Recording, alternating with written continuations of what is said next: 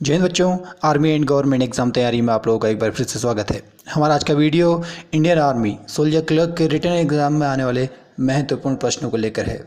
इसमें मैं हर प्रश्न के मध्य में आपको 5 सेकंड का टाइम दूंगा, जिससे कि आप भी प्रश्न का हल मुझे कमेंट में बता पाएँ। तो दोस्तों, वीडियो शुरू करने से पहले यदि अभी तक आपने मेरे चैनल को सब्सक्राइब नहीं किया है तो इसे सब्सक्राइब कर लें, ताकि आपको मेरे लेटेस्ट वीडियोज़ के अपडेट मिलते रहें। तो चलिए शुरू करते हैं हमारा आज का वीडियो। क्वेश्चन नंबर 1, भारत का अंतिम मुगल सम्राट कौन था? ए अकबर, बी बाबर, सी बहादुर शाह या डी औरंगजेब। तो बच्चों, इसके लिए आपको 5 सेकंड मिलते हैं।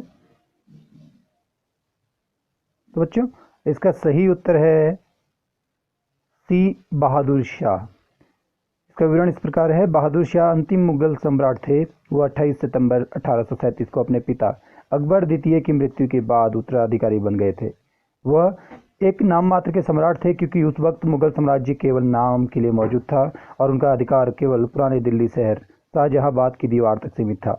1857 के भारतीय विद्रोह में उनकी भागीदारी के बाद ब्रिटिश सरकार ने उन्हें कई आरोपों में दोषी ठहराए जाने के बाद ब्रिटिश नियंत्रित बर्मा, मौजूदा म्यांमार के रंगून के लिए निर्वासित कर दिया।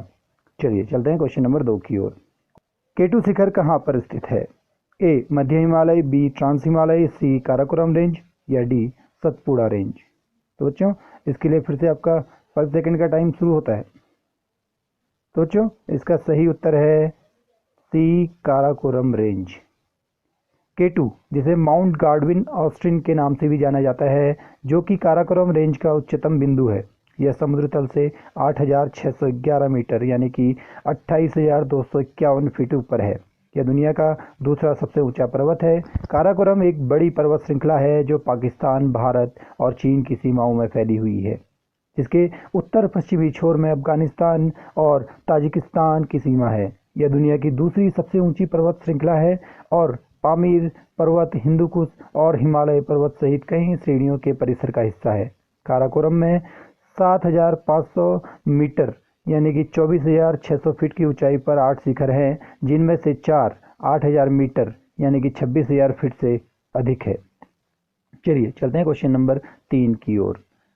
यूनेस्को का मुख्यालय कहाँ स्थित है? A Geneva, B Vienna, C New York या डी पेरिस। आपका टाइम शुरू होता है अब। तो बच्चों, इसका सही उत्तर है डी पेरिस। संयुक्त राष्ट्र शैक्षिक, वैज्ञानिक और सांस्कृतिक संगठन यूनेस्को 16 नवंबर 1845 को स्थापित किया गया था। वर्तमान में यूनेस्को के 195 सदस्य और 8 एसोसिएट सदस्य हैं और यह जनरल कॉन्फ्रेंस एवं एग्जीक्यूटिव बोर्ड द्वारा शासित है। महानिदेशक की अध्यक्षता वाला सचिवालय इन दोनों निकायों के निर्णयों को लागू करता है। संगठन के दुनिया भर में 50 से अधिक क्षेत्र कार्यालय हैं और इसका मुख्यालय पेरिस में स्थित है। यूनेस्को का मिशन शांति, शिक्षा, विज्ञान, संस्कृति, संचार और सूचना के निर्माण में योगदान देना है। चलिए चलते हैं क्वेश्चन नंबर 4 की ओर। क्वेश्चन नंबर 4, भारत की संघ सरकार का सर्वोच्च कानूनी अधिकारी कौन है? ए डायरेक्टर, बी भारत के अटॉर्नी जनरल, सी सीएजी या D solicitor general of India.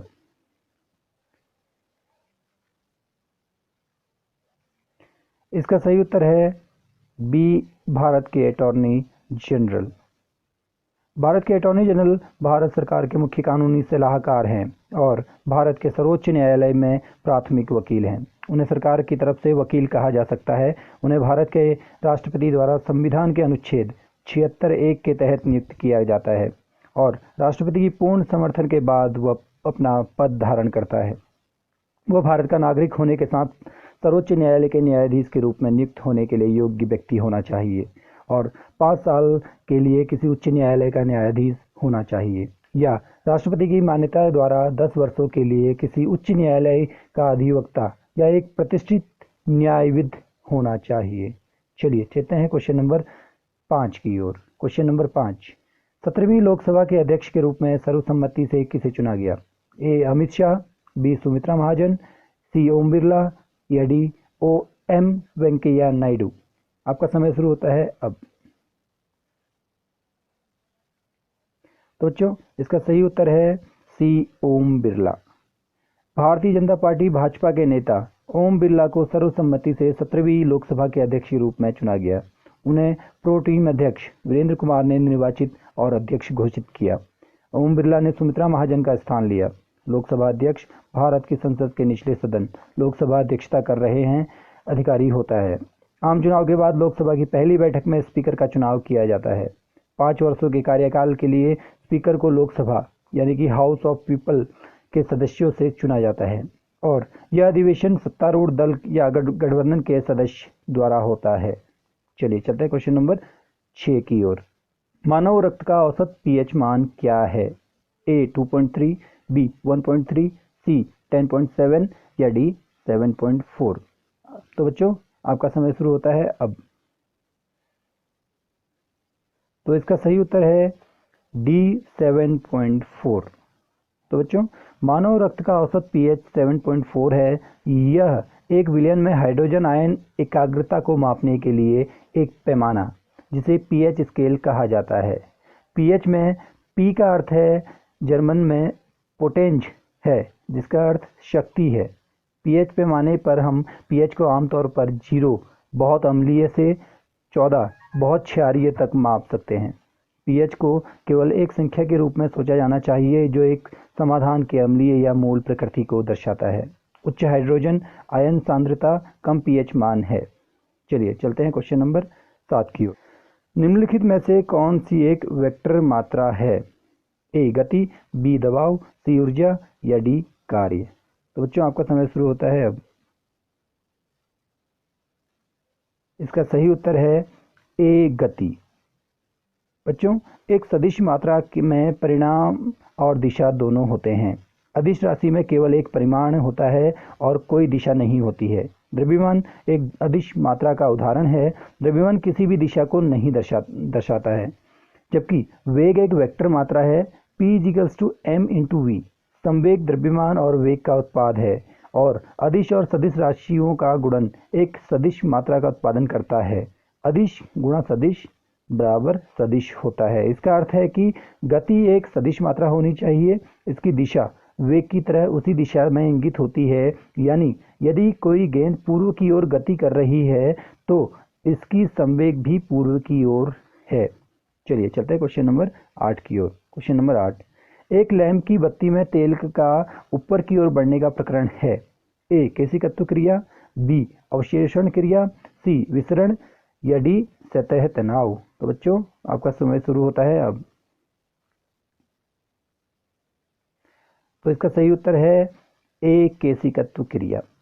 केशिकत्व क्रिया कभी कभी केशिका गति, केशिका प्रभाव किसी तरल की क्षमता है जो बिना किसी सहायता के यहाँ तक कि गुरुत्वाकर्षण जैसी बाहरी शक्तियों के विरोध में भी संकीर्ण स्थानों में प्रवाहित हो सकता है।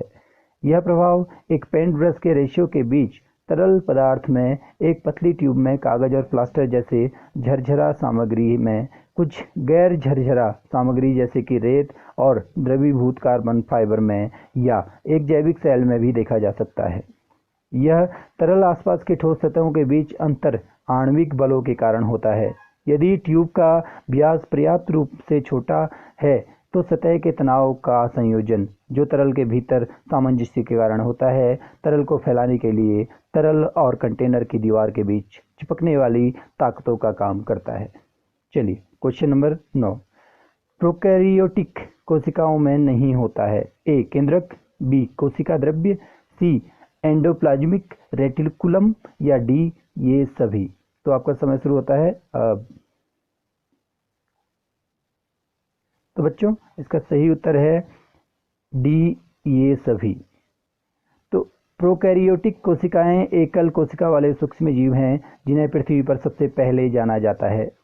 प्रोकैरियोटिक में बैक्टीरिया और आर्किया शामिल है।